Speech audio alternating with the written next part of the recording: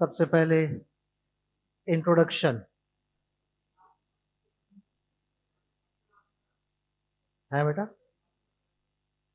क्या करें? आज इंट्रोडक्शन समझेंगे कि इकोलॉजी में आगे चलकर हमें क्या पढ़ना है।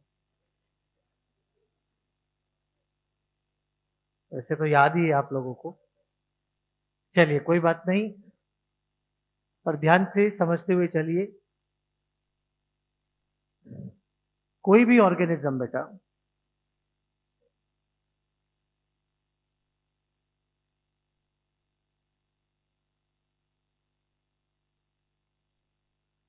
जो हमारी अर्थ पे रह रहा है, चाहे वो प्लांट कहीं भी रह रहा हो, एनिमल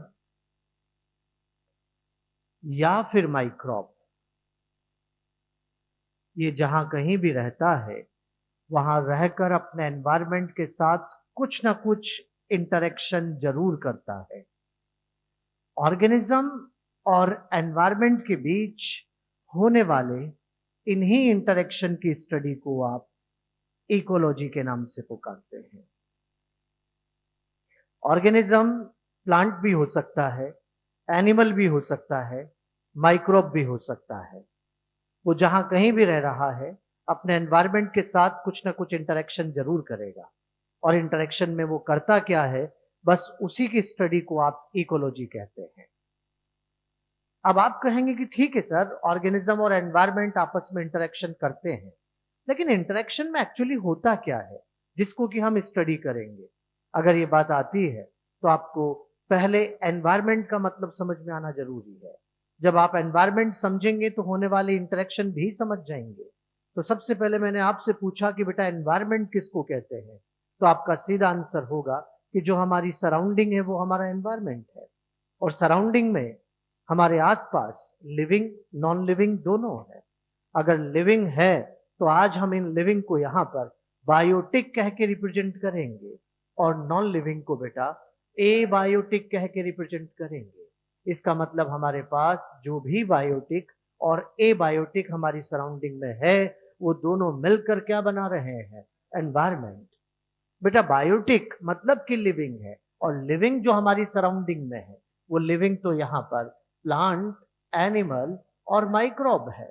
अगर ऐसा है तो बच्चों समझ जाइए यहाँ पर कि यहाँ प्लांट, एनिमल, माइक्रोब अगर मैंने लिखा, इसका मतलब ये हुआ कि ऑर्गेनिज्म भी एनवायरनमेंट का एक पार्ट है, क्योंकि वो भी तो प्लांट, एनिमल, माइक्रोब में से कोई एक है। वो भी एनवायरनमेंट का ही एक पार्ट है, और वो वहां रहकर बायोटिक और ए बायोटिक, जैसे उस एरिया की लाइट क्या ए बायोटिक है, उस एरिया का टेम्परेचर क्या ए बायोटिक है, उस एरिया का सॉइल है, उस एरिया का वाटर है, उस एरिया की एयर है, क्या ये सब मिलके क्या बना रहे हैं? ये तीनों मिलके क्या बना रहे हैं? ये दोनों मिलके क्या बना रहे हैं? क्या ऑर्गेनिज्म एनवायरनमेंट का एक पार्ट है? क्या वहां रहकर वो दूसरे बायोटिक और एबायोटिक से कुछ न कुछ इंटरेक्शन करेगा? करेगा। उसी इंटरेक्शन की स्टडी को आप क्या कहेंगे? फिर आप कहेंगे कि ठीक है सर, एनवायरनमेंट भी समझ में आ रहा है, लेकिन अभी भी नहीं समझ में आया कि इंटरेक्शन में होता क्या है। इंटरेक्शन कौन से हैं जो कि वहां पर हो रहे हैं? चलो इसको और थोड़ा डिटेल से समझे, और इसको समझने के लिए इकोलॉजी शब्द को मैंने ब्रेक करके देखा, तो यहाँ पर दो शब्दों से मिलकर बना होता है। एक तो है ओइकोस और एक है लोगोस। बच्चों क्या आप जानते हैं कि ओइकोस का मतलब यहाँ पर होम या फिर कह दीजिए हैबिटेट है, और लोगोस का मतलब क्या है? स्टडी। मतलब ऑर्गेनिज्म जिस किसी भी हैबिटेट में रह रहा है, ये एरो यहां से चल रहा है और ये एरो यहां पर आ रहा है। ऑर्गेनिज्म जिस किसी भी हैबिटेट में रह रहा है, क्या उसका हैबिटेट कोई फॉरेस्ट हो सकता है क्या? क्या कोई ग्रासलैंड हो सकता है? क्या कोई डेजर्ट हो सकता है? अरे कोई पॉन्ड, कोई लेक भी हो सकता है। अगर ऐसा है तो ऑर्गेनिज्म जहां कहीं भी रह रहा है, मान लीजिए आज आपको समझाने के लिए मैंने कहा कि फॉरेस्ट उसका हैबिटेट है, तो ये रहा एक बड़ा सा फॉरेस्ट। ये देखिए बेटा, आप जल्दी से मुझे बताओ, इस फॉरेस्ट का एनवायरनमेंट किन दो चीजों से मिलकर बनेगा? बायोटिक और ओहो, बायोटिक में कौन कौन आता है? Plant, animal, microbe. बहुत ही बढ़िया। क्या एबायोटिक भी आएंगे? अच्छा, जल्दी जल्दी बता दो, एबायोटिक के अंदर कौन कौन आता है? लाइट है, टेम्परेचर है, सॉइल है, वाटर है। क्या ये दोनों मिलकर एनवायरनमेंट बना रहे हैं? ऑर्गेनिज्म एनवायरनमेंट का एक पार्ट है। यहाँ रहकर वो दूसरे बायोटिक और एबायोटिक के साथ कुछ न कुछ इंटरेक्शन करेगा। इंटरेक्शन में क्या होगा, सब बच्चे ध्यान से देख लेंगे। लाइट के आने से क्या प्लांट फोटोसिंथेसिस करते हैं? एबायोटिक का बायोटिक से इंटरेक्शन हो गया। क्या प्लांट की एनर्जी को हर्बियोर खाते हैं? बायोटिक का बायोटिक से इंटरेक्शन हो गया। क्या यहाँ पर प्लांट एनिमल दोनों मर जाएं तो माइक्रोब खाएंगे? माइक्रोब खाएंगे तो क्या मिनरल सॉइल में आएंगे? क्या वापस प्लांट के पास जाएंगे? अरे यही तो इंटरेक्शन है जो ऑर्गेनिज्म अपने एनवायरनमेंट में रह के कर रहा है। आज तो बातें सिंपल सिंपल हो रही है। आज सिर्फ आपको समझाया जा रहा है, जब आगे इसी को डिटेल में पढ़ेंगे तो लाइट के आने से प्लांट का फोटोसिंथेसिस करना, प्रोडक्टिविटी पढ़ेंगे। यहाँ पर हर्बियोर ने प्लांट को खाया, कार्निवोर ने हर्बियोर को खाया, यही तो हम प्रीडेशन में पढ़ेंगे। यहाँ पर प्लांट एनिमल दोनों मर गया, माइक्रोब खाएगा, इसी को तो डिकम्पोजिशन में पढ़ेंगे। और जब मिनरल आएगा और मिनरल जाएगा तो यही तो मिनरल साइकिल होगा। तो बेटा समझ जाइए, यहाँ पर बायोटिक और एबायोटिक यहाँ पर आपस में किसी न किसी रूप से जरूर इंटरेक्शन कर रहे हैं, और उनके होने वाले इन्हीं इंटरेक्शन की स्टडी को आप किस नाम से पुकार रहे हैं? बात क्लियर है सब बच्चों को? क्या ecology study of interaction in between biotic and abiotic only है? यहाँ बायोटिक बायोटिक इंटरेक्शन भी होता है, यहाँ बायोटिक एबायोटिक इंटरेक्शन भी होता है, एबायोटिक एबायोटिक इंटरेक्शन भी हो रहा होगा, लेकिन उसे हम स्टडी नहीं करते, क्योंकि एबायोटिक इंटरेक्शन स्टडी इसलिए नहीं किया जाता, हम बायोलॉजी पढ़ रहे हैं। जब तक लिविंग नहीं है हमारी स्टडी नहीं है। तो यहाँ लिविंग है तो हमारी स्टडी है, लेकिन मना मत करना कि एबायोटिक इंटरेक्शन नहीं होता। होता है। अरे लाइट के आने से टेम्परेचर बढ़ता है। अगर ऐसा है तो एबायोटिक इंटरेक्शन भी हो रहा है, लेकिन यहाँ हम उसे स्टडी नहीं करते हैं। तो बेटा अब आप सब बच्चों को इकोलॉजी की डेफिनेशन समझ में आ जाना चाहिए। Ecology is a study of interactions in between, बहुत ही बढ़िया बेटा, biotic and abiotic, biotic and abiotic as well, biotic and biotic. बहुत बढ़िया।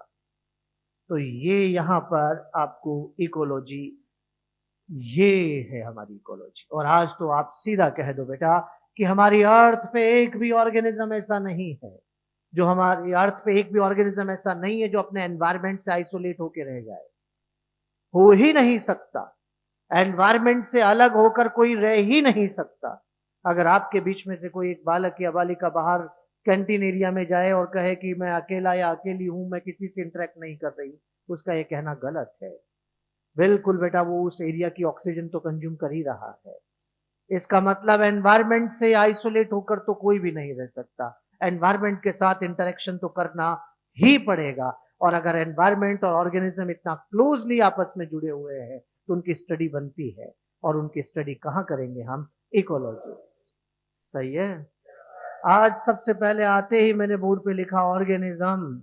इसका मतलब इकोलॉजिकल स्टडी की शुरुआत कहां से होती है? बेटा इंटरेक्शन तो इसके पहले भी हो रहे हैं। एटम एटम से इंटरैक्ट करके मॉलिक्यूल बनाता है, मॉलिक्यूल मॉलिक्यूल इंटरैक्ट करके कंपाउंड बनाता है, कंपाउंड कंपाउंड इंटरैक्ट करके कॉम्प्लेक्स कंपाउंड बनाता है, कॉम्प्लेक्स कंपाउंड इंटरैक्ट करके सेल बनाते हैं, सेल्स इंटरैक्ट करके टिश्यू इंटरैक्ट करके ऑर्गन इंटरैक्ट करके ऑर्गन सिस्टम से ऑर्गेनिज्म बन रहा है। इसका मतलब इंटरेक्शन तो इसके पहले भी हो रहे हैं। फिर मैंने शुरुआत ऑर्गेनिज्म से ही क्यों की?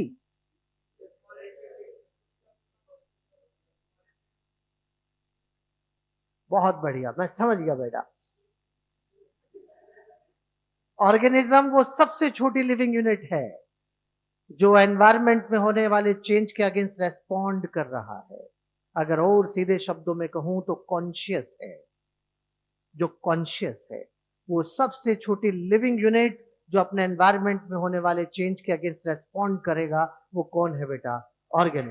फिर बच्चे कहेंगे कि सर स्मॉलेस्ट लिविंग यूनिट तो सेल होती है। अरे ऑर्गेनिज्म भी तो यूनिसेलुलर होता है। अगर ऐसा है तो बेटा समझ जाइए इकोलॉजिकल स्टडी की शुरुआत कहां से होगी। अगर क्वेश्चन आता है कि basic unit of ecological study किसको कहेंगे? ऑर्गेनिज्म को कहेंगे।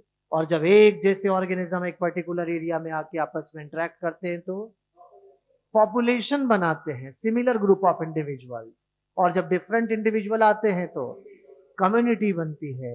अगर ऐसा है तो इंटरेक्शन बढ़ता जा रहा है और टर्म बदलती जा रही है। अकेला एक है तो क्या कहा? सिमिलर का ग्रुप क्या हो रहा है?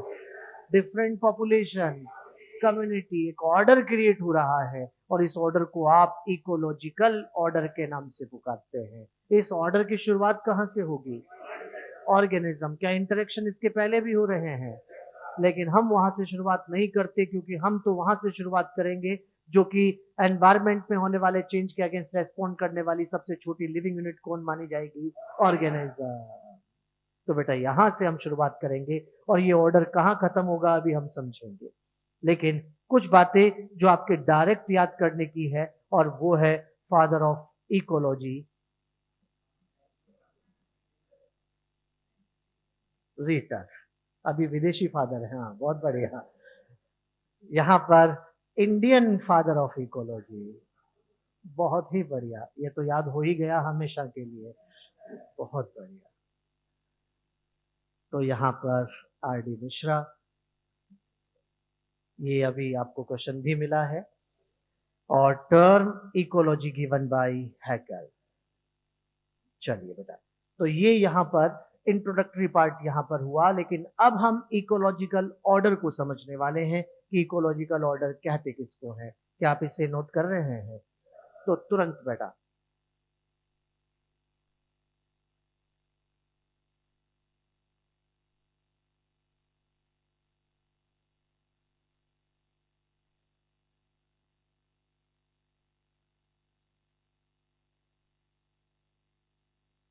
पुराने नोट्स सबके पास हो सकते हैं, लेकिन कोई उस पर ध्यान न दे।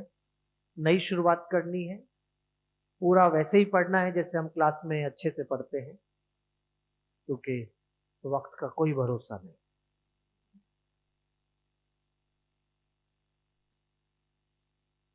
हो गया बेटा?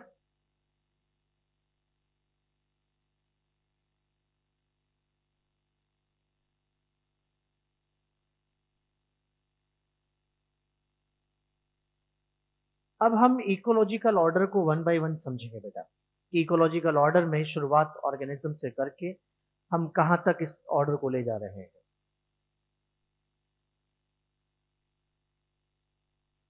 डेफिनेशन जरूर लिख लीजिएगा, क्योंकि इसमें ओनली लगा के क्वेश्चन में स्टेटमेंट लिख दिया जाता है, तो ओनली आते ही गलत हो जाएगा। बायोटिक ए बायोटिक ओनली नहीं होगा। बायोटिक बायोटिक भी होता है, बायोटिक ए बायोटिक भी होता है। तो अब आता है इकोलॉजिकल ऑर्डर।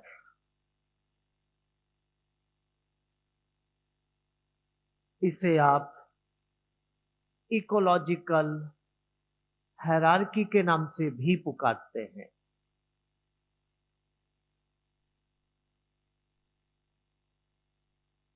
चलिए साहब देखिए ध्यान से, यहां पर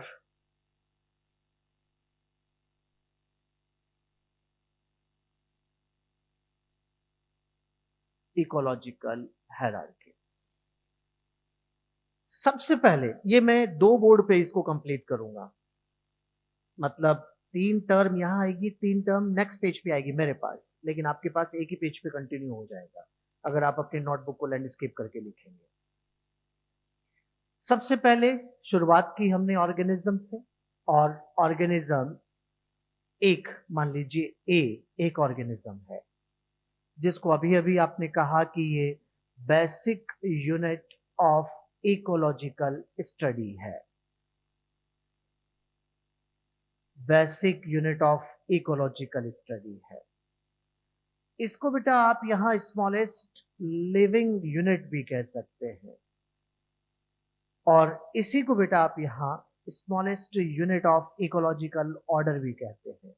smallest unit of ecological order, ये भी आप कह सकते हैं। यहाँ ऑर्गेनिज्म छोटा भी हो सकता है, बड़ा भी हो सकता है, यूनिसेलुलर भी हो सकता है, मल्टी सेलुलर। बहुत ही बढ़िया, ये सब बातें यहाँ पर हो सकती है। अब चलते हैं हम आगे, और यहां मैंने आपसे कहा कि सिमिलर ग्रुप ऑफ इंडिविजुअल, बहुत सारे एक साथ आकर आपस में इंटरेक्शन कर रहे हैं, तो इसे आप यहां पर पॉपुलेशन के नाम से पुकारेंगे, पॉपुलेशन कहेंगे। बच्चों, क्या ये सारे इंडिविजुअल एक ही स्पीसीज के मेंबर हैं?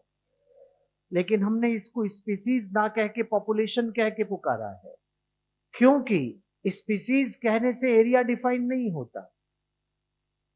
अगर आपने कहा ह्यूमन स्पीसीज, इसका मतलब कि वो इंडियन भी है और कहीं और का भी हो सकता है। लेकिन अगर मैं आपसे कह रहा हूं कि इंडियन पॉपुलेशन, सिर्फ इंडिया वाले ही आएंगे। हम बातें इंटरेक्शन की कर रहे हैं, और इंटरेक्शन तो तभी होते हैं जब एरिया एक होता है।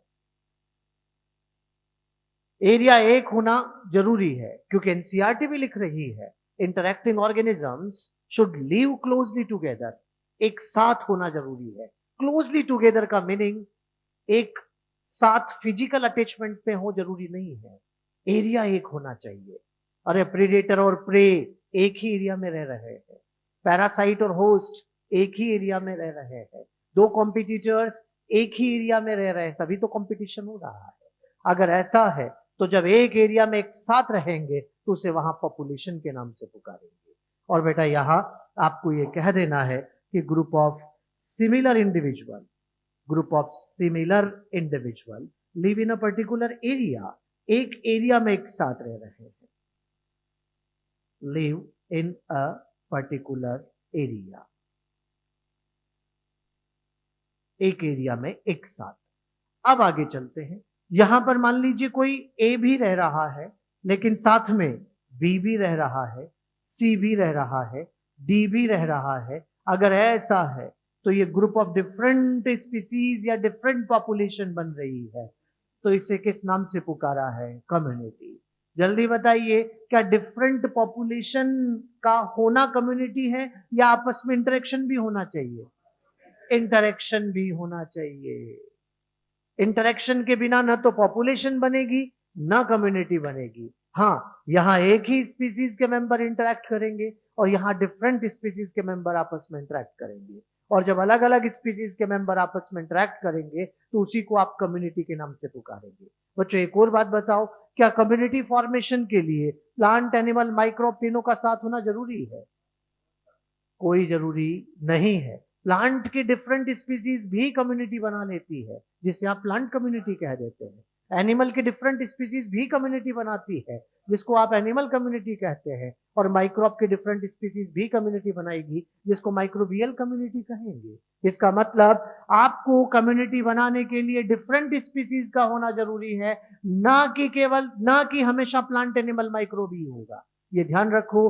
अगर डिफरेंट स्पीसीज ऑफ प्लांट है तो भी बेटा उसको कम्युनिटी कहेंगे। जल्दी से बताइए, उसे कौन सी कम्युनिटी के नाम से पुकारेंगे? तो अगर डिफरेंट स्पीसीज ऑफ एनिमल है, डिफरेंट स्पीसीज ऑफ एनिमल अगर आती है, तो भी उसको आप कम्युनिटी के नाम से पुकारते हैं। उसे आप यहां पर कौन सी कम्युनिटी कहेंगे? एनिमल कम्युनिटी के नाम से पुकारेंगे। और अगर डिफरेंट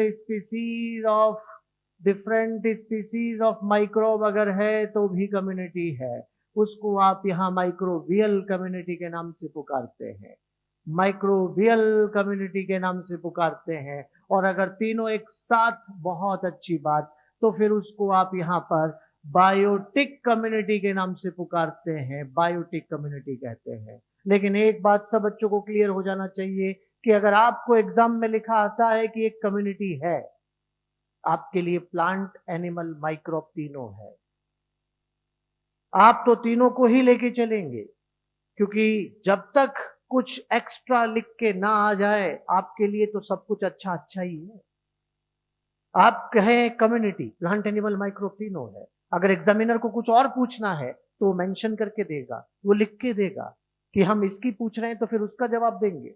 लेकिन जब कुछ लिख के नहीं दिया तो हमारे लिए तो प्लांट एनिमल माइक्रोब तीनों मिलके ही कम्युनिटी बनाते हैं। तो बेटा याद रखेंगे, क्या कम्युनिटी फॉर्मेशन में तीनों का होना जरूरी है? तीनों में से कोई एक भी डिफरेंट स्पीसीज बनाएगा तो क्या कम्युनिटी बन जाएगी?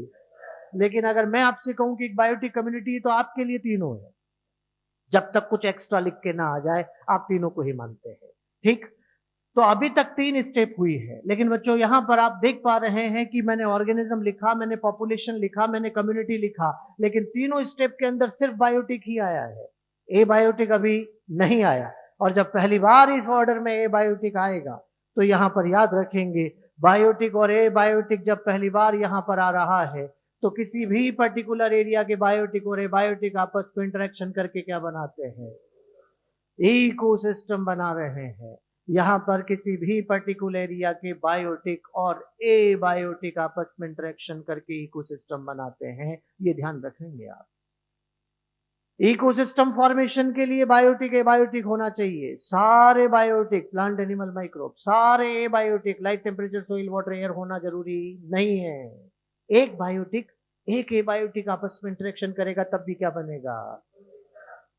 और सारे सारे हैं तो अच्छा इकोसिस्टम बनेगा। लेकिन क्या इकोसिस्टम बनने के लिए सारे सारे होना जरूरी है? कोई जरूरी नहीं है। अगर एक बायोटिक एक एक बायोटिक है तब भी इकोसिस्टम बनेगा। चलिए आपको इसे समझाने के लिए हम यहाँ पर एक छोटे से पॉन्ड का एग्जाम्पल लेते हैं, क्योंकि वही एग्जाम्पल हमारी एनसीईआरटी भी ले रही है। हम इसको लेके समझते हैं। मान लीजिए ये रहा एक पॉन्ड, और यहाँ पर आप ध्यान रखें बेटा कि इस वाले तालाब के अंदर हमने देखा कि यहाँ पर एनवायरमेंट 2 चीजों से मिलकर बनेगा, एक तो बायोटिक और एक ए बायोटिक। सब बच्चे जानते हैं प्लांट एनिमल माइक्रोब बायोटिक है और light temperature soil water air abiotic है। बच्चों मैं नेक्स्ट जो बोल रहा हूं उसको यहाँ से ध्यान से सुनो, सही लगे तभी यहाँ बढ़ना। पॉन्ड के बायोटिक, प्लांट एनिमल माइक्रोब तीनों मिलकर पॉन्ड की बायोटिक कम्युनिटी बनाते हैं। सही है क्या? पॉन्ड में biotic community plant animal microbe जब ए बायोटिक से इंटरेक्शन करती है तो पॉन्ड इकोसिस्टम बनाती है। प्लांट एनिमल माइक्रोब आपस में ही इंटरेक्शन कर रहे हैं, ए बायोटिक से नहीं कर रहे तो कम्युनिटी है। अगर ए बायोटिक से इंटरेक्शन कर रहे हैं तो बहुत ही बढ़िया। तो यहां पर याद रखना, ए बायोटिक से इंटरेक्शन होगा तब इकोसिस्टम बनेगा। Biotic biotic different species interact करेगी तो उसे कम्युनिटी कहेंगे। ठीक बात है।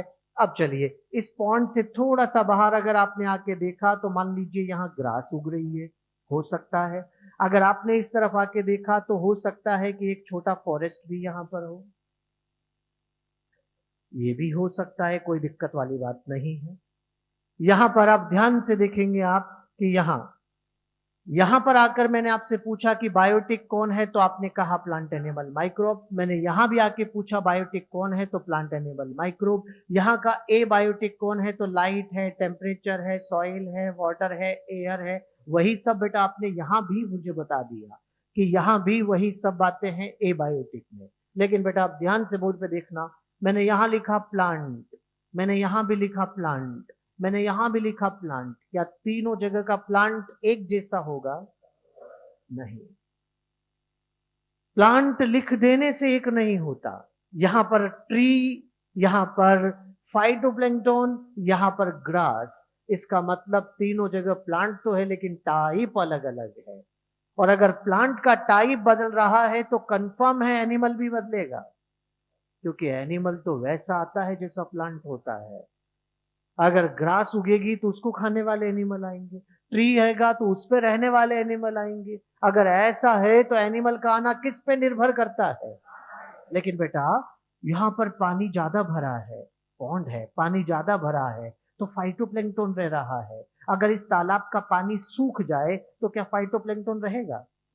इसका मतलब प्लांट का आना तो ए बायोटिक पे डिपेंड करता है। चट्टान है तो लाइकेन उगेगा, सैंड है तो कैक्टस उगेगा, पानी है तो फाइटोप्लैंक्टन आएगा। इसका मतलब कि प्लांट का आना किस पे डिपेंड करता है? एबायोटिक पे डिपेंड करता है। तो जब भी कोई नया एरिया डेवलप हो रहा है तो नए एरिया के डेवलपमेंट में पहले बायोटिक देखोगे कि एबायोटिक? जैसा एबायोटिक होगा उसके अकॉर्डिंग बायोटिक आएगा। और बायोटिक में सबसे पहले कौन डिसाइड होगा? फिर जैसा प्लांट वैसा वैसा माइक अपने आप आ जाएगा। इसका मतलब मुझे जल्दी से बताओ, यहाँ का बायोटिक ए बायोटिक यहाँ के बायोटिक ए बायोटिक के जैसा है कि अलग है? यहाँ का बायोटिक ए बायोटिक यहाँ के बायोटिक ए बायोटिक के जैसा है कि अलग है? तीनों जगह के बायोटिक ए बायोटिक एक जैसे, तो तीनों इकोसिस्टम एक जैसे नहीं है। आपसे कहा जाता है कि एक इकोसिस्टम ये दूसरा इकोसिस्टम, दूसरा कैसे आ गया? कह देना बायोटिक ए बायोटिक बदल गया। और जब बायोटिक ए बायोटिक बदल जाएगा तो इकोसिस्टम का टाइप भी। बच्चों मैंने यहां लिखा टेम्परेचर, मैंने यहां लिखा टेम्परेचर, मैंने यहां भी लिखा टेम्परेचर। क्या टेम्परेचर टेम्परेचर टेम्परेचर लिख देने से एक हो गया क्या? रेंज अलग अलग है। और जब रेंज अलग अलग है इसका मतलब समझ जाइए तीनों जगह के बायोटिक ए बायोटिक एक जैसे नहीं है। और जब एक जैसे नहीं है तो तीनों इकोसिस्टम भी एक जैसे नहीं है। तो यहाँ ये फॉरेस्ट इकोसिस्टम है, ये पॉन्ड इकोसिस्टम है, ये ग्रासलैंड इकोसिस्टम है। लेकिन साथ में एक बात और समझ लेनी है कि जब भी आप फॉरेस्ट से निकलकर पॉन्ड की तरफ जाएंगे, जहां एक एरिया ऐसा जरूर पड़ेगा जहां फॉरेस्ट खत्म होगा और पॉन्ड शुरू होगा। आएगा जरूर एक एरिया ऐसा। याद रखना दुनिया में ऐसा एक भी मतलब ऐसा नहीं है कभी भी कि एक इकोसिस्टम खत्म दूसरा शुरू तो बीच में दीवार खींच दो ना। जरूर ऐसा होता है कि दो अलग अलग इकोसिस्टम जहां एक खत्म दूसरा शुरू होता है तो दोनों आपस में ओवरलैप करते हैं। एक खत्म दूसरा शुरू तो दोनों आपस में ओवरलैप करते हैं। और इस ओवरलैपिंग एरिया को आप इकोटॉन कहते हैं। इकोटॉन के नाम से पुकारेंगे, इकोटॉन कहेंगे। इकोटॉन किसको कहते हैं? Overlapping transition zone in between two ecosystem, ecotone. बेटा एक बात बताइए, क्या इकोटॉन भी एक इकोसिस्टम है?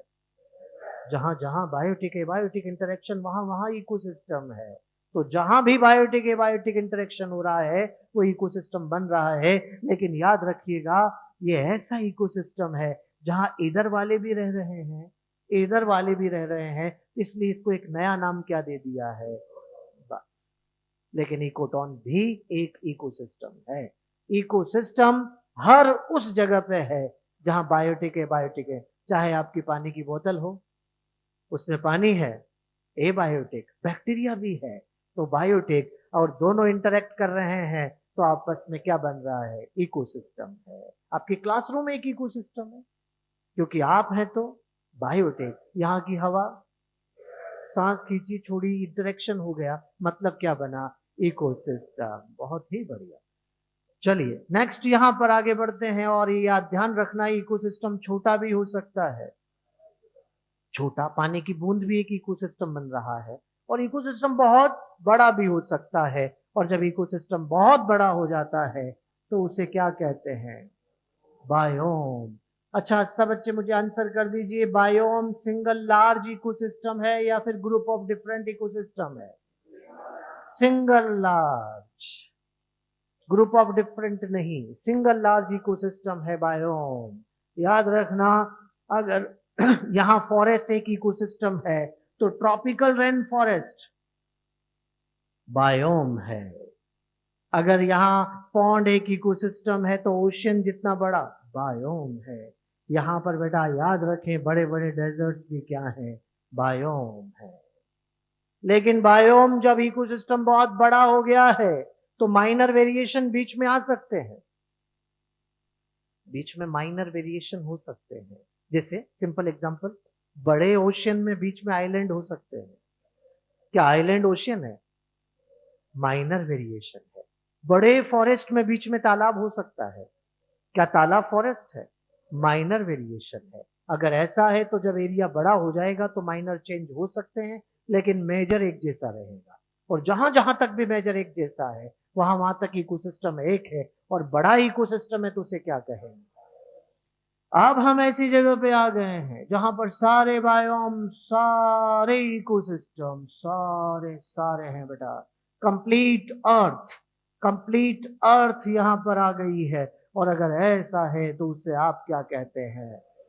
बायोस्फीयर के नाम से पुकारते हैं। और बायोस्फीयर में कंप्लीट अर्थ आ रही है, ये ध्यान रखेंगे आप। क्या बायोस्फीयर भी एक इकोसिस्टम है? हाँ, बायोस्फीयर भी एक इकोसिस्टम है। जहां जहां बायोटिक इंटरेक्शन है, वहां वहां इकोसिस्टम है। फिर मन में आया कि सर आपने इसको भी इकोसिस्टम कह दिया, इसको भी कह रहे हो, उसको भी कह दिया। मतलब एग्जाम में आया तो हम कैसे पहचानेंगे कि बात किसकी हो रही है? सिंपल बात है। अगर क्वेश्चन में लिखा आता है कि एक इकोसिस्टम है, आपके लिए ये वाला है। अगर कहा कि लार्ज इकोसिस्टम है, ग्लोबल इकोसिस्टम है, बस लिख के देगा ग्लोबल इकोसिस्टम। अपने आप समझ जाना कि वो किसकी बात हो रही है। बायोस्फीयर। एनसीईआरटी भी ये कह रही है कि जो ग्लोबल इकोसिस्टम होते हैं वही बायोस्फीयर है बेटा। तो अभी तक यहां पर आपके पास टोटल 6 टर्म हो गई है। अकेला एक है तो क्या कहा? सिमिलर का ग्रुप, डिफरेंट पॉपुलेशन, बायोटिक इंटरेक्शन, बड़ा इकोसिस्टम और ग्लोबल इकोसिस्टम। वैसे तो 6 हैं, लेकिन एनसीईआरटी बेसिक 4 बताती है। और एनसीईआरटी ने बेसिक 4 क्या क्या बताया वो भी आप देख लो। एनसीईआरटी कहती है कि इकोलॉजिकल ऑर्डर बेसिक 4 यूनिट से मिलकर बनता है। ऑर्गेनिज्म, पॉपुलेशन, कम्युनिटी और बायोम।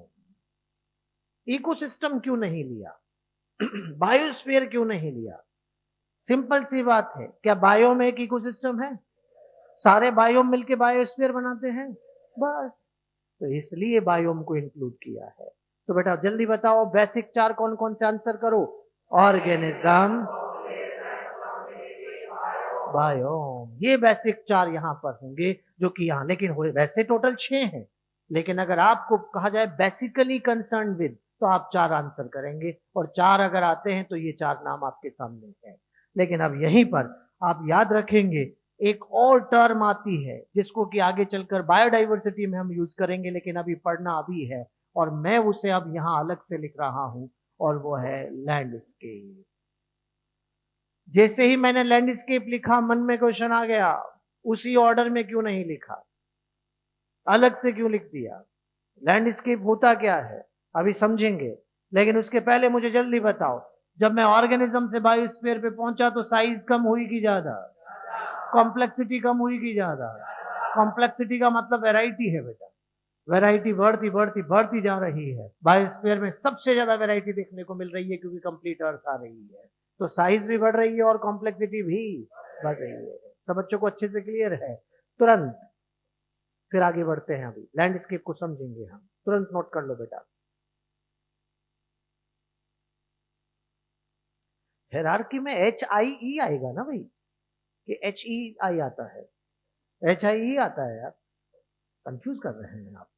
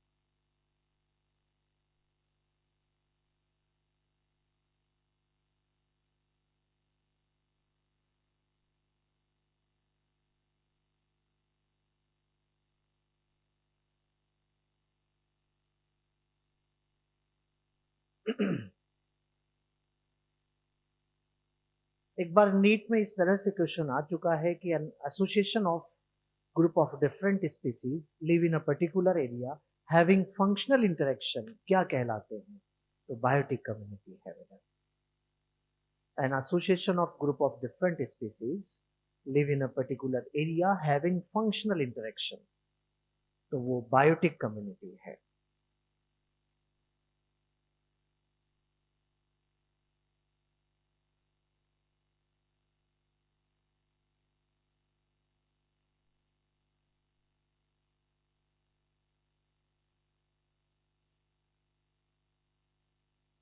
नेक्स्ट पेज पे चल रहे हैं।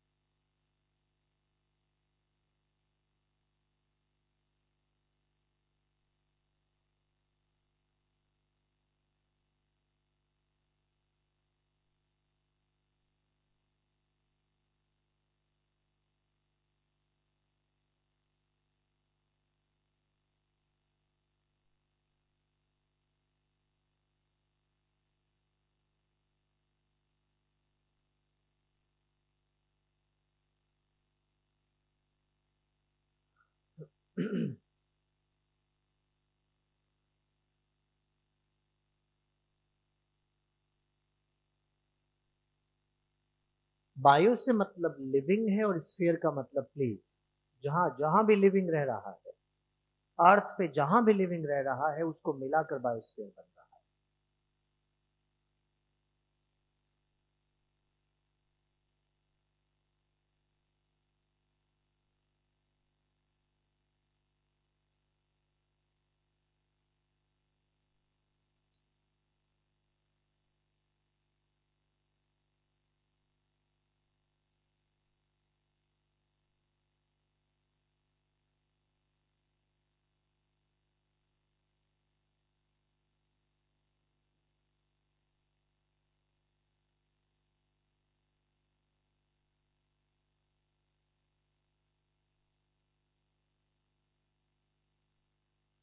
चलिए अब आगे देखते हैं, लैंडस्केप को समझते हैं। हाँ जल्दी।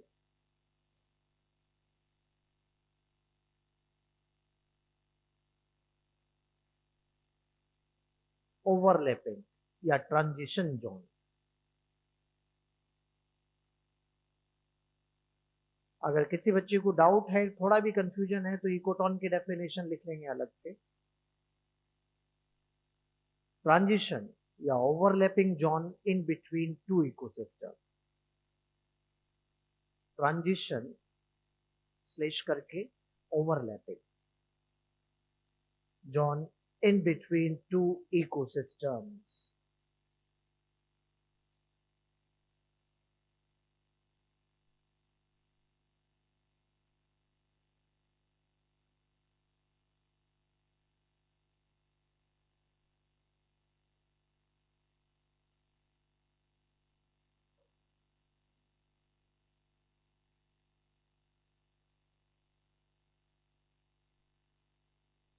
अब हम, हो गया था बेटा?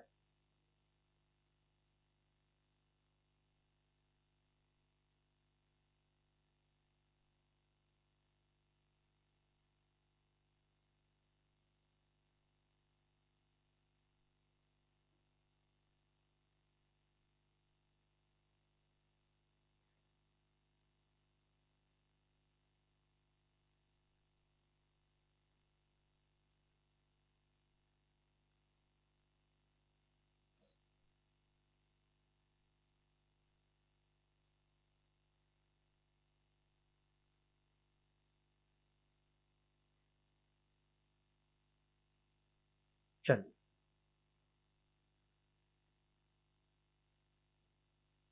लैंडस्केप का वैसे जनरल मीनिंग नेचुरल साइट है, लेकिन यहां आपके लिए इकोलॉजिकल पॉइंट ऑफ व्यू से देखें तो group of different ecosystems surrounded by natural boundary, group of different ecosystem surrounded by natural boundary, उसको आप यहां लैंडस्केप कह के पुकारते हैं। सिंपल एग्जांपल देखो, मान लीजिए हमारे पास एक ऐसा एरिया है जो पहाड़ों से घिरा हुआ है। हमने यहां ये सन नहीं बनाया है, एक ऐसे ऊपर से देखो पहाड़ों से घिरा हुआ एरिया है, और इसमें बीचों बीच में आपने देखा कि यहाँ पर एक वाटर बॉडी लेक है, इसके पास ग्रास भी उगी है। मेरा कहने का मतलब ग्रुप ऑफ डिफरेंट इकोसिस्टम है। यहाँ पर एक छोटा फॉरेस्ट भी आपको दिख रहा है। यहाँ पर बच्चों आप देख सकते हैं कि सैंड भी पड़ी हुई है। यहाँ पर आप देख पाएंगे कि यहाँ पर कुछ मार्शी एरिया भी यहाँ पर है। तो यहाँ हमने देखा कि मार्श यहाँ पर है, सैंड यहाँ पर है, फॉरेस्ट यहाँ पर है, ग्रासलैंड यहाँ पर है, एक्वेटिक इकोसिस्टम है, group of different ecosystem surrounded by natural boundary, वही क्या कहलाता है? लैंडस्केप। यहां हमारे मन में क्वेश्चन आएगा कि सर ये पहाड़ भी तो एक इकोसिस्टम है, फिर इसको हमने बाउंड्री क्यों कह दिया? अगर ये क्वेश्चन हमारे मन में आता है तो इसका सीधा जवाब है कि बेटा ये पहाड़ ऐसा इकोसिस्टम है जिसने इस एरिया को पास वाले एरिया से ज्योग्राफिकल सेपरेट किया है। आराम से सोचिए, माउंटेन ने क्या इस एरिया को पास वाले एरिया से ज्योग्राफिकली सेपरेट कर दिया है? हर बार बाउंड्री एक बड़ा माउंटेन हो जरूरी? ओशन भी हो सकता है। जो भी ज्योग्राफिकल सेपरेशन क्रिएट कर रहा है वो बाउंड्री बन रहा है। तो यहां पर इन पहाड़ों ने एक ज्योग्राफिकल सेपरेशन इस एरिया को दे दिया है, और अगर ऐसा है तो ये एक बाउंड्री बन रहे हैं। तो group of different ecosystem surrounded by natural boundary क्या है बेटा? लैंडस्केप। ये तो वैसे एक इमेजिनरी एग्जाम्पल है, लेकिन अगर आप रियल एग्जाम्पल लेना चाहते हैं तो ज्यादा दूर क्यों जाए, अपने इंडिया को ही देखो। अपने इंडिया में north east Himalaya, south ocean एक नेचुरल बाउंड्री बन रही है, और क्या नहीं है यहाँ? Rain forest, deciduous forest, conifer, snow, desert, wetlands, गजब का डाइवर्स लैंडस्केप है इंडिया। और अगर ऐसा है तो आगे चलकर जब बायोडाइवर्सिटी पढ़ते हैं तो वहां पर आपको यही लिखा हुआ है कि इंडिया एक डाइवर्स लैंडस्केप है देन स्कैंडिनेवियन कंट्री नॉर्वे। वो आगे चल के वहां पढ़ेंगे हम, लेकिन फिलहाल लैंडस्केप क्या होता है ये एक इमेज मन में आ रही है, ग्रुप ऑफ डिफरेंट इकोसिस्टम। तभी तो बेटा यहां पर मैंने आपको मना किया था कि बायोम को डिफरेंट इकोसिस्टम मत कहना। बायोम सिंगल लार्ज है, अगर डिफरेंट इकोसिस्टम का ग्रुप बनता है तो उसे क्या कहते हैं? लैंडस्केप के नाम से पुकारते हैं। ठीक बात। चलिए तो फिर एक काम करते हैं, आज हम यहां कंपेयर करते हैं लैंडस्केप और बायोम को, और ये कंपैरिजन आप बच्चे मुझे बताएंगे। लैंडस्केप और बायोम का कंपैरिजन अगर करें तो सबसे पहला कंपैरिजन हो रहा है वैरायटी में, कॉम्प्लेक्सिटी में। जल्दी बताइए, वैरायटी कॉम्प्लेक्सिटी किसकी ज्यादा, लैंडस्केप या बायोम? क्योंकि डिफरेंट इकोसिस्टम है और ये सिंगल लार्ज है। यहां पर जल्दी बताओ, साइज के मामले में अगर कंपैरिजन करूंगा तो बायोम ज्यादा है। फिर आप कहेंगे कि सर अभी अभी पूरे इंडिया को आपने लैंडस्केप कह दिया और अब कह रहे हो कि बायोम बड़ा है। चलो एक छोटा सा डेटा देखते हैं। ट्रॉपिकल रेन फॉरेस्ट आज कटने के बाद भी 6% एरिया कवर कर रहा है, 6% एरिया कवर कर रहा है हमारी अर्थ पे, और हमारा इंडिया टोटल अर्थ एरिया का 2.4% है। तो बताइए ट्रॉपिकल रेन फॉरेस्ट बड़ा कि इंडिया? ट्रॉपिकल बायोम बड़ा है। और अगर ऐसा है तो साइज में बायोम आगे, लेकिन कॉम्प्लेक्सिटी में लैंडस्केप आगे। तो बच्चों अभी अभी बात हो रही थी कि हमने इसको इस ऑर्डर में क्यों नहीं लिखा। तो आप ध्यान देना, देखते हैं कितने बच्चे मेरी बात समझ रहे हैं। केवल कॉम्प्लेक्सिटी को ध्यान में रखकर अगर मैं ऑर्डर बनाता तो लैंडस्केप को बायोम के बाद में रखता। केवल कॉम्प्लेक्सिटी, केवल साइज को देखकर अगर मैं ये ऑर्डर बनाता तो लैंडस्केप को बायोम से पहले रखता। और हमने तो दो बातें देख के बनाया है, तो कहीं नहीं बाहर रखा है, क्योंकि दोनों में एक साथ फुलफिल नहीं हो रहा। और अगर ऐसा है तभी तो इसको अलग से मेंशन कर दिया है बेटा। हाँ, ये कंफर्म है कि इकोसिस्टम के बाद आएगा, क्योंकि ग्रुप ऑफ डिफरेंट इकोसिस्टम है। लेकिन हर बार बायोम के पहले हो ऐसा जरूरी? कॉम्प्लेक्सिटी देखूं तो बायोम के बाद में इधर, और साइज देखूं तो बायोम से पहले।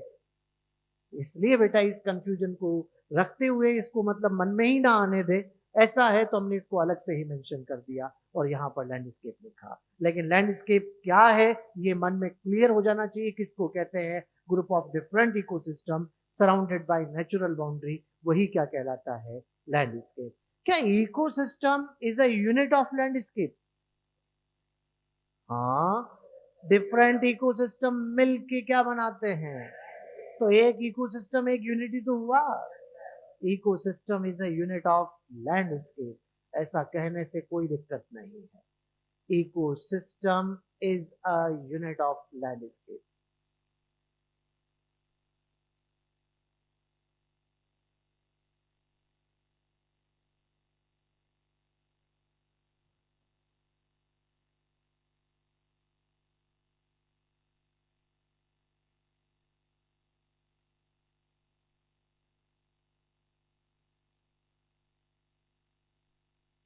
हो गया बेटा? अब हमें इकोलॉजिकल ऑर्डर को एक एक करके ही पढ़ना है। ऑर्गेनिज्म, फिर पॉपुलेशन, यही एक एक करके पढ़ेंगे। लेकिन उसके पहले एग्जाम्पलर में एक दिया गया है हमें, ऑटेकोलॉजी, पहला ही क्वेश्चन है। ऑटेकोलॉजी तो वो क्या होती है? ऑटेकोलॉजी वो भी समझ लेते हैं। ऑटेकोलॉजी, सिन इकोलॉजी, ब्रांचेस ऑफ इकोलॉजी है बेटा, उस पे हम चलते हैं। इकोलॉजी को दो ब्रांच में डिवाइड किया जाता है। एक तो होता है ऑटेकोलॉजी और एक होता है सिन इकोलॉजी। ऑटेकोलॉजी मतलब एक इंडिविजुअल या एक स्पीसीज का जब आप उसके एनवायरनमेंट के साथ इंटरेक्शन स्टडी करते हो, उसके एनवायरनमेंट से इंटरेक्शन स्टडी करते हो, तो उसे ऑटेकोलॉजी में रखा जाता है। मैं रिपीट करूंगा, फिर सुनिएगा।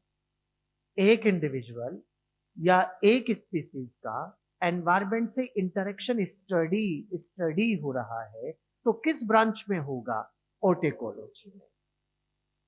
लेकिन अगर ग्रुप ऑफ डिफरेंट स्पीसीज का ग्रुप ऑफ डिफरेंट स्पीसीज का उसके एनवायरनमेंट के साथ इंटरेक्शन अगर हम स्टडी करेंगे, तो उसको आप यहां पर किस में रखेंगे बेटा? सिन इकोलॉजी के अंदर रखेंगे। जैसे सिंपल, बहुत ही आसान एग्जांपल है, यही एग्जांपल अच्छे से समझ में आता है, ध्यान दीजिए। ग्लोबल वार्मिंग हो रही है तो फर्क सब पे पड़ रहा है, सब पे। लेकिन एक दिन मैंने आपसे कहा कि जाओ एक ग्रासलैंड में जाओ और रैबिट की एक स्पीसीज का नाम लिया, एक स्पीसीज, उस पे ग्लोबल वार्मिंग का क्या फर्क पड़ा? तो बताओ, आप ऑटेकोलॉजी कर रहे हो कि सिनिकोलॉजी? क्या ग्रासलैंड की बाकी स्पीसीज पे फर्क नहीं पड़ रहा? लेकिन स्टडी एक स्पीसीज पे हो रही है, और जब एक स्पीसीज पे होती है तो उसको कहां करते हैं?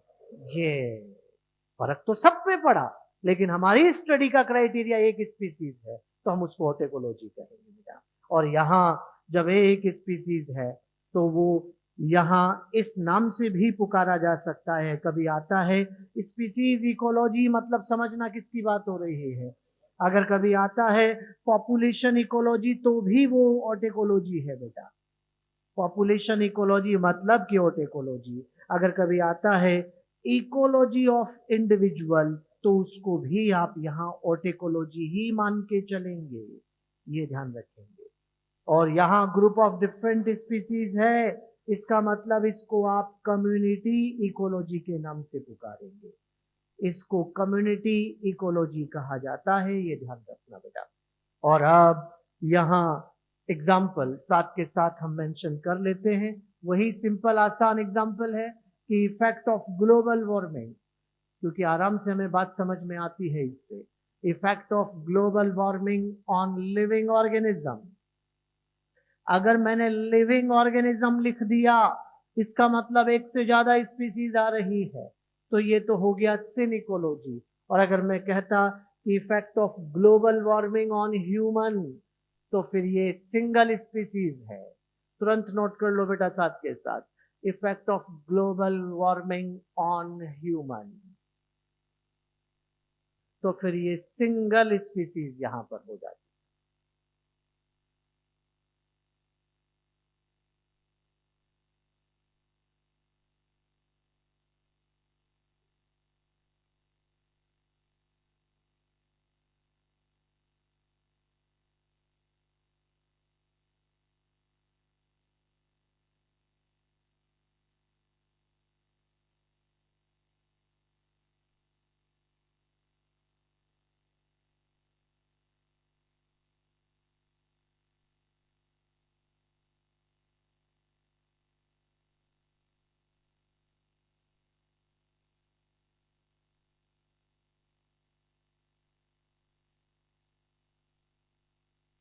आज से ही मन में रखना है कि फर्स्ट माइनर में एक भी गलत नहीं होना चाहिए।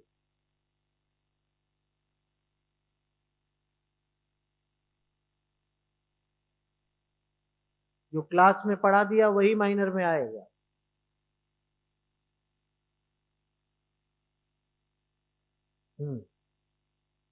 है बेटा, न्यू एनसीईआरटी से पढ़ेंगे। अभी फिलहाल अभी इंट्रोडक्शन चल रहा है, जब एनसीईआरटी के पेज आएंगे मैं अपने आप बताऊंगा आपको।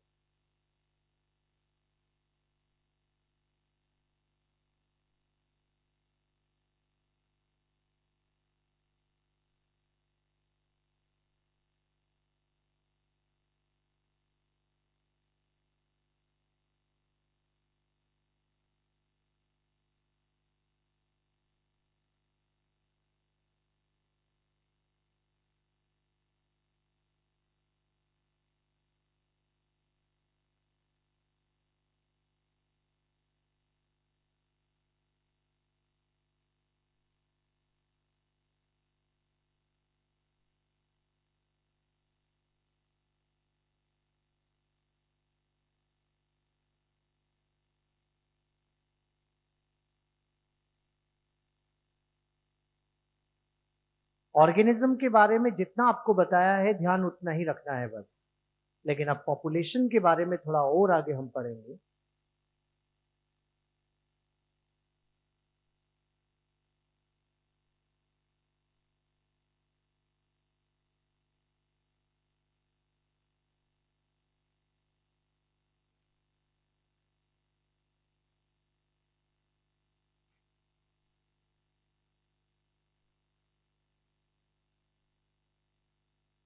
हो गया बेटा? चलिए तो फिर पॉपुलेशन, और पॉपुलेशन में तीन टर्म आज हम समझेंगे। लोकल, सिस्टर और मेटा पॉपुलेशन किसको कहते हैं, इस पे बात करेंगे, क्योंकि इसकी चर्चा एग्जाम्पलर में हो रही है, इसलिए इसको भी बताया जा रहा है। हमारा सिलेबस, हमारी एनसीईआरटी न्यू एनसीईआरटी है, और साथ के साथ एनसीईआरटी से रिलेटेड जो भी चीजें हैं वो सब, तो जितना सराउंडिंग में जा रहे हैं, सराउंडिंग में वही जा रहे हैं जो सिलेबस का पार्ट है सीबीएसई का, उसी से पढ़ाएंगे, उसके बाहर नहीं जाएंगे। लेकिन हाँ, बच्चे सिर्फ एनसीईआरटी की थ्योरी देख के कहते हैं कि हम एनसीईआरटी के बाहर चले गए, उस थ्योरी पे मत गड़े रहो, उससे थोड़ा सा बाहर निकल के एग्जाम्पलर भी आओ, उससे बाहर निकल के प्रैक्टिकल बुक्स पे भी आओ। ये भी सीबीएसई का सिलेबस है। वहां से अगर क्वेश्चन आता है तो हम मना नहीं कर सकते कि आपने बाहर से दिया है, हम मना तो अभी भी नहीं कर सकते कहां से दिया है। कॉम्पिटिटिव एग्जाम है, और कॉम्पिटिटिव एग्जाम में तो आपने क्लास नर्सरी से लेकर 12th तक जो पढ़ा है वो सब आ सकता है, क्योंकि सिलेबस ही वही है उसका। हाँ, एक क्राइटेरिया सेट है कि हाँ भाई ये एनसीईआरटी बुक बेसिक बुक है, इसकी बेसिस पे सिलेबस आएगा, और यही हो रहा था पिछले 5 साल से। लेकिन उसके पहले वाले एग्जाम्स जो कोरोना के पहले आते थे, उनमें इसी तरह से क्वेश्चंस आते थे और थोड़ा सा टफ भी रहता था। लेकिन अभी 5 सालों में हमारी आदत हो गई थी कि हाँ ऐसा हुआ और अनएक्सपेक्टेड अभी कुछ टफ कर दिया। कोई बात नहीं, हम उसके लिए भी तैयार हैं, आगे कोई दिक्कत नहीं, अब हुआ जो हो गया उसको सोचना ही नहीं है। पॉपुलेशन में मान लीजिए हमारे पास 2 एरिया है बेटा, ये रहा एरिया 1 और ये रहा एरिया 2। 2 एरिया हमारे पास है। एरिया 1 हमारी अर्थ पे मान लीजिए प्लेन्स, जिसको कि हम कहते हैं कि समतल वाला एरिया, और ये हिल्स, पहाड़ी एरिया है। यहां पर कोई पॉपुलेशन रह रही है ए, मान लीजिए ह्यूमन है ए, प्लेन्स में रहने वाले, और ये हिल्स पे रहने वाले। अब ध्यान दीजिए, जो लॉन्ग टाइम से किसी एरिया में रहता है, लॉन्ग टाइम से किसी एक पर्टिकुलर एरिया में रह रहा है, उसे आप वहां की लोकल पॉपुलेशन कहते हैं। लेकिन लॉन्ग टाइम का मतलब होता है जनरेशन वाइज। लॉन्ग टाइम का मतलब 10 साल, 20 साल, 50 साल, 60 साल से नहीं लेते। जनरेशन वाइज जो रह रहा है वो वहां की लोकल पॉपुलेशन है। और जो यहां जनरेशन वाइज रह रहा है, मतलब कि लॉन्ग टाइम से रह रहा है, वो यहां की लोकल पॉपुलेशन बना रहा है। इसको यहां की लोकल पॉपुलेशन कहेंगे बेटा। लेकिन अब ध्यान देना, एरिया अलग अलग है, प्लेन्स हिल्स एरिया अलग अलग है, लेकिन दोनों स्पीसीज तो सेम ही है। ये भी ह्यूमन, ये भी ह्यूमन। अगर ऐसा है कि 2 अलग अलग एरिया में सेम स्पीसीज रहती है, तो वो आपस में क्या है? सिस्टर पॉपुलेशन है। Sister population. अलग अलग एरिया में सेम स्पीसीज का रहना सिस्टर। कोई भी मेरे से ये ना पूछे कि दोनों में से सिस्टर कौन है। दोनों आपस में सिस्टर हैं। बेटा सिस्टर कब बनते हैं? मैं समझाता हूं।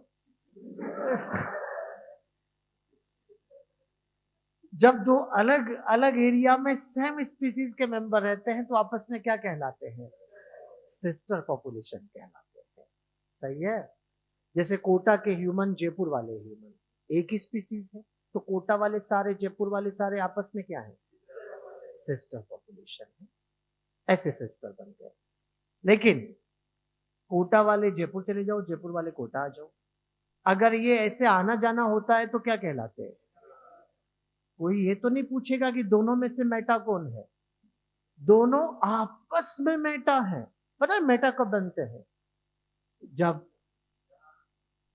जब यहां वहां बीच में कोई ज्योग्राफिकल बैरियर नहीं हो। अगर बैरियर आ जाता तो इधर वाले उधर जा नहीं पाते, उधर वाले इधर आ नहीं पाते, तो क्या ये मेटा बन पाते? ना, बैरियर नहीं है, आना जाना हो सकता है, तो उसको हम मेटा पॉपुलेशन के नाम से पुकारेंगे। एग्जाम्पल और भी लेंगे, लेकिन उसके पहले एक बात और समझो। मान लीजिए ये वाला ए उधर जाता है, ये वाला ए इधर आता है, तो ऐसा नहीं है कि केवल यही ए मेटा है। अरे पूरी पूरी पॉपुलेशन मेटा है। जब ये वाला ए जा सकता है तो ये भी जा सकता है। ना जाए उसकी मर्जी, लेकिन जा तो सकता है, क्योंकि बीच में ज्योग्राफिकल बैरियर नहीं है, तभी तो ये गया होगा। एक बात और सुनिए, एक बच्चे ने कहा कि सर प्लेन्स वाले तो हिल्स पे जाते हैं, लेकिन हिल्स वाले प्लेन पे आते ही नहीं है, क्या फिर भी मेटा है? अरे मेटा का मतलब है जब जा सकते हैं तो आ भी तो सकते हैं, क्योंकि ज्योग्राफिकल बैरियर नहीं है, और बैरियर नहीं है तो आपस में क्या बन रहे हैं? मेटा। जैसे सिंपल सी बात है, मान लीजिए आपके पास में 3 एरिया है, एरिया 1, एरिया 2, एरिया 3, और बीच में यहाँ बड़ा समंदर है बेटा, बहुत बड़ा ओशन है यहाँ पर। ये देखिए आप, बहुत बड़ा ओशन बीच में है। यहाँ भी सेम स्पीसीज के मेंबर रह रहे हैं, यहाँ भी सेम स्पीसीज के मेंबर रह रहे हैं, यहाँ भी, यहाँ भी, यहाँ भी। अब एक बात मन में रखना, हर स्पीसीज ह्यूमन हो जरूरी नहीं है।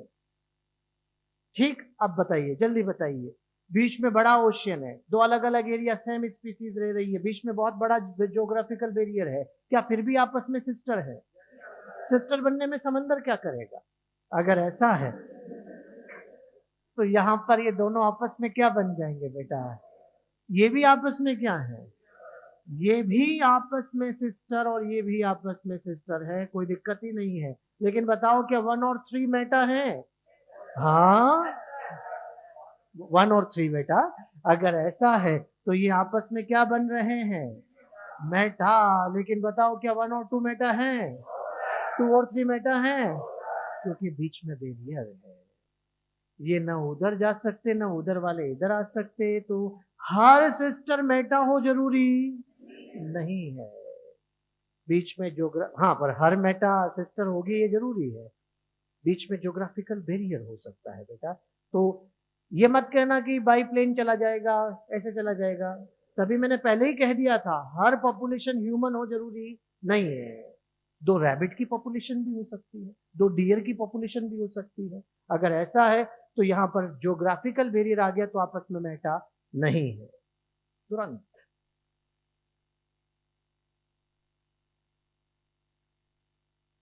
चीजें बहुत आसान है, सिंपल है, पढ़ते हुए तो ऐसा ही लगता है।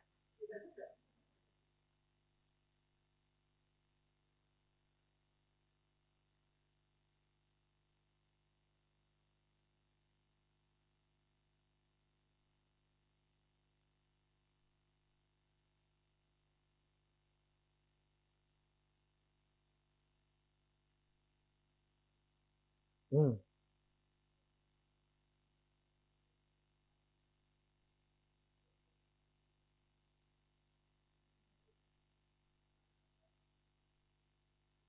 पार कर लेगी वो मेटा बन जाएगी। हाँ बेटा, बिल्कुल आराम से। हाँ, फिर उसको बैरियर मत कहो बेटा।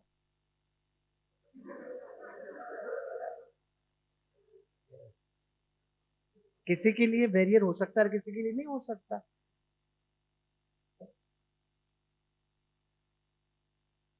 समझ पा रहे हैं? मान लीजिए कोई एक नाली बह के जा रही है और दो इंसेक्ट हैं एक ही स्पीसीज के, उधर और इधर, उनके लिए नाली ज्योग्राफिकल बैरियर है, लेकिन आपके लिए नहीं है।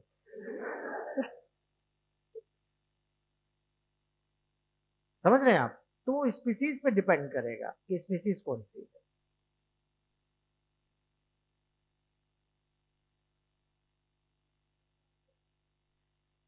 आर्टिफिशियल मीन से की गई कोई भी चीज यहाँ पर नहीं मानी जाएगी, क्योंकि हम जो भी पढ़ रहे हैं सब नेचुरल वे में ही पढ़ रहे हैं। ठीक है। आज जैसे आपके कहने का मतलब सीधा ये हो गया कि जितनी भी एलओसीज वगैरह जो बनी हुई है, ये आर्टिफिशियल बैरियर है। ये आर्टिफिशियल बैरियर तो बना दिए हैं, तो इसमें ह्यूमन इन्वॉल्व है बेटा। और जहां ह्यूमन, देखो इकोलॉजी में ह्यूमन को सेपरेट करके पढ़ा जाएगा। ह्यूमन जिस इकोसिस्टम में आ जाएगा वो आर्टिफिशियल कहलाएगा, और जहां ह्यूमन नहीं है वो नेचुरल कहलाएगा। ह्यूमन का इन्वॉल्वमेंट इकोलॉजी में आर्टिफिशियल मीन से जाना जाएगा।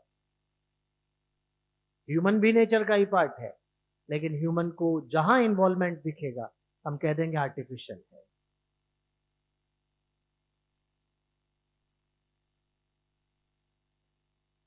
हम्म। हो गया बेटा? चलो, अब इसके बाद छोटी छोटी सी कुछ डेफिनेशन, ये तो समझाने के लिए बताया था। आप चाहो तो घर पे बना लेना अपने हिसाब से। अब आता है कुछ छोटी छोटी सी डेफिनेशन, जिनको कि हम यहां पर आगे चलकर जैसे हॉट स्पॉट पढ़ेंगे तो उसके अंदर आएगा। एंडेमिज्म या एंडेमिक स्पीसीज। Endemic species. अच्छा, तो आज आपकी 3 ही क्लास है मेरे हिसाब से। हाँ, चलो कोई बात नहीं। तो नेक्स्ट लेक्चर में आके एंडेमिक स्पीसीज को डिस्कस किया जाएगा।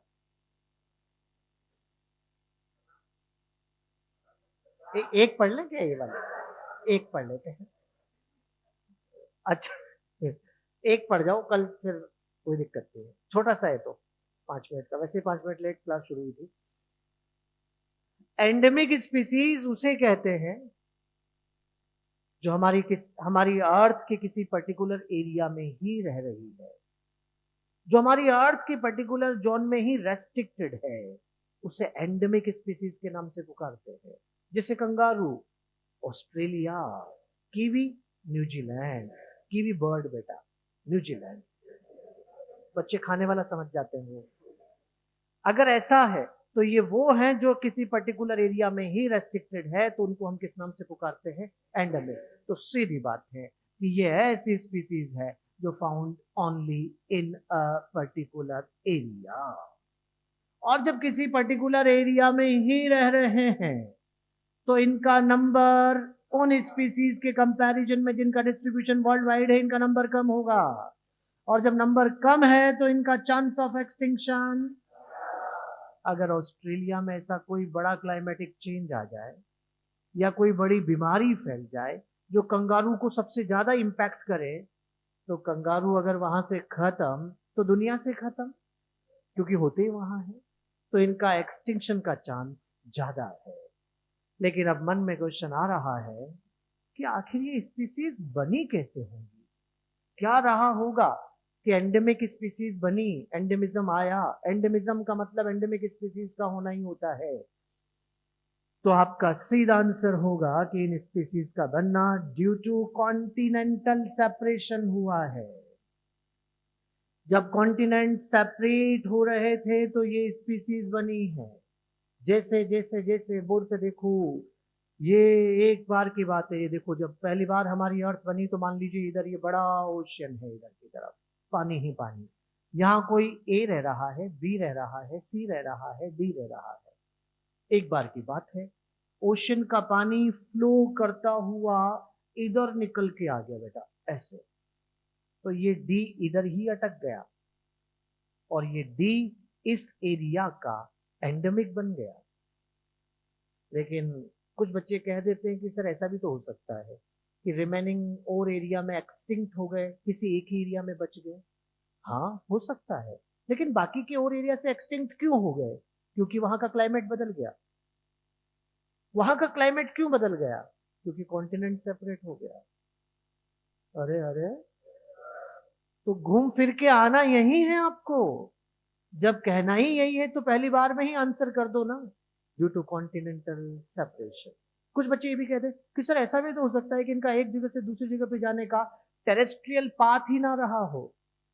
हाँ, हो सकता है, लेकिन पाथ क्यों नहीं रहा? समझ पा रहे हैं आप? जब कहना ही वही है तो बेटा यहाँ पहली बार में ही आंसर कर दीजिए, ड्यू टू कॉन्टिनेंटल सेपरेशन। बस नोट कर लो तुरंत, इतना ही जानना इसमें। जैसे कंगारू कहाँ के एंडेमिक हैं? जेबार्ड, कीवी न्यूजीलैंड, और मेटासिकुइया चाइना वैली। बिल्कुल सही बात है। ये कौन से ग्रुप का प्लांट है? जिम्नोस्पर्म सिकुइया, जिम्नोस्पर्म में आता है।